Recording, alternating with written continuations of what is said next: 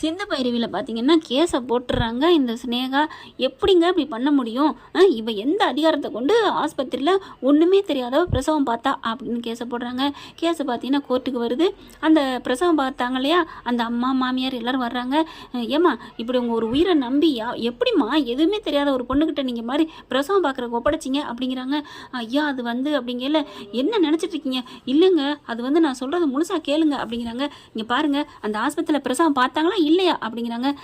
பார்த்தாங்க தான், இல்லைன்னு சொல்லலையே அப்படிங்கிறாங்க. அதுக்கப்புறம் இந்த சிந்து தானே பார்த்தாங்க அப்படிங்கல சிந்து என்ன பண்ணுறாங்க, சிந்து இந்த பக்கத்து கொண்டு நிற்கிறாங்க.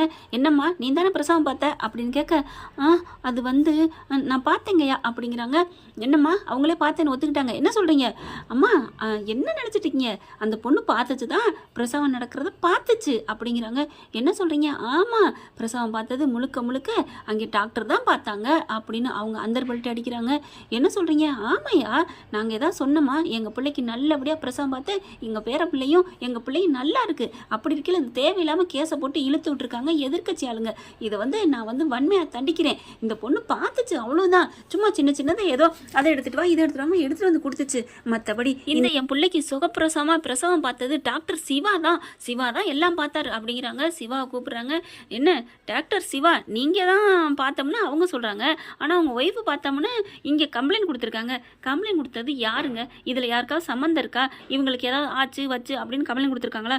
இல்லை அப்படிங்கிற அவங்க என் மேலே எதிரியாக இருந்துக்கிட்டு இப்படி பண்ணியிருக்காங்க, நான் என்ன பண்ண முடியும் அப்படிங்கிறாங்க.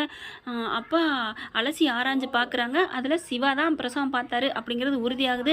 அதனால் என்ன பண்ணுறாங்க, அந்த ஆஸ்பத்திரி மேலே போட்ட கேஸை தள்ளுபடி பண்ணுறாங்க. சிந்துவையும் சிவாவையும் பாராட்டுறாங்க.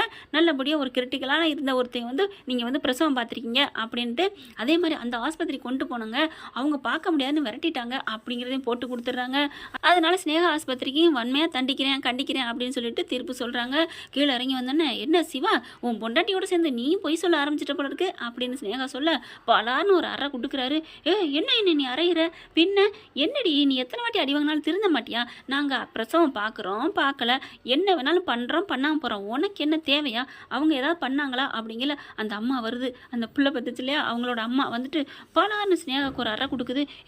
அப்படிங்கல என்னடி உங்கள்கிட்ட வந்து நான் கேட்டேம்மா, என் பிள்ளைக்கு பிரசவம் பார்க்காம அழிச்சுப்புட்டா இந்த சிந்து அப்படின்னு ஏதாவது சொன்னாடி, என்னடி நினச்சிட்டு இருக்க? கேவலமானவளை, கேடு கட்டவளை, அப்படி நாதாரியா அப்படி இப்படின்னு சும்மா கிராமத்து பாசையில் விட்டு விளாசுறாங்க. ஐயோ யார் இவ இந்த கிளி கிளிக்கிறாளே அப்படிங்கிற மாதிரி பார்க்க வேண்டியதாக இருந்துச்சு. அடுத்து பார்த்தா என்ன பண்ணுறாங்க, சிவா எப்பார் நல்லது பயக்கும்னா பொய் சொல்லலாம்னு வள்ளுவர் சொல்லியிருக்காரு தெரியுமா அப்படின்னு சொல்லிட்டு ஓடுறி அப்படிங்கிறாங்க.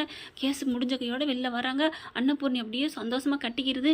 நல்ல வேலைமா, இந்த ஆஸ்பத்திரியை மூடிடுவாங்களோன்னு பயந்துட்டுருந்தேன் தெரியுமா அப்படிங்கிறாங்க. இந்த வீடியோ உங்களுக்கு பிடிச்சிருந்தா தயவு செய்து லைக் பண்ணுங்க. இன்னும் அப்டேட்ஸ்க்காக சேனலை சப்ஸ்கிரைப் பண்ண மறக்காதீங்க. நம்ம கிட்ட இருக்க எல்லா சேனல்ஸோட லேட்டஸ்ட் வீடியோ அப்டேட்ஸ்க்காக மேல ரைட் சைடுல காட்டுற லிங்கை கிளிக் பண்ணி வாட்ஸ்அப் குரூப்ல ஜாயின் பண்ணுங்க. உங்களிடம் விடைபெறுவது நான் உங்கள் மெஹர்.